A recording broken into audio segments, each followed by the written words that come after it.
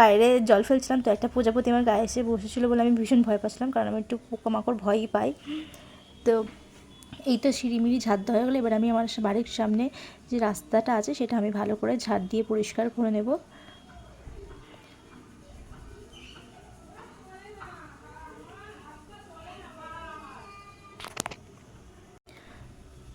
তো এইবার আমার রাস্তাটাও মোটামুটি ঝাড় দেওয়া কমপ্লিট।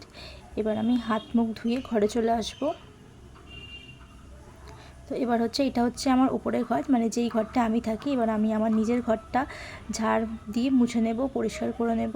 সকালে আমি যেহেতু শুধু বিছানাটা তুলেই জানলা দরজা খুলে চলে গেছিলাম, তো আমি আগে নিজের ঘরে কাজবাজ করে তারপরে প্রতিদিন উপরের ঘরে আসি আমার উপরের ঘর পরিষ্কার করতে, কারণ আমার উপরের ঘরটা পরিষ্কার করতে একটু সময় লাগে।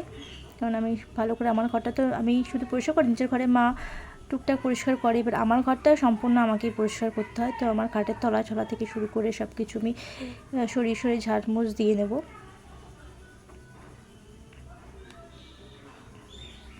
আমার ঘরটা অনেকটাই ছোট, কিন্তু তাও আমি আমার ঘরটা একটু পরিষ্কার পরিচ্ছন্ন রাখা পছন্দ করি। তোমরা আমার ঘরটা দেখলে বুঝতে পারবে যে আমার ঘরটা মানে পরিষ্কারই, আমি সব জায়গায় একটুখানি পরিষ্কার করে রাখাই পছন্দ করি।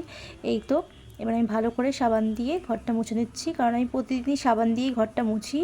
সাবান বা লাইজল এগুলো দিয়েই ঘরটা মুছে নিই না, কারণ টাইলস তো, নাহলে টাইলস একটুখানি নোংরা থেকে গেলেই একদম দাগ হয়ে যাবে। তো আমার টাইলস আমি প্রতিদিনই সাবান দিয়ে কম বেশি মুছি। এই তো আমার ঘর মোছা কমপ্লিট। এবার আমি ঘরটার মুছে আবার নিচে চলে যাব সকালে ব্রেকফাস্ট করতে।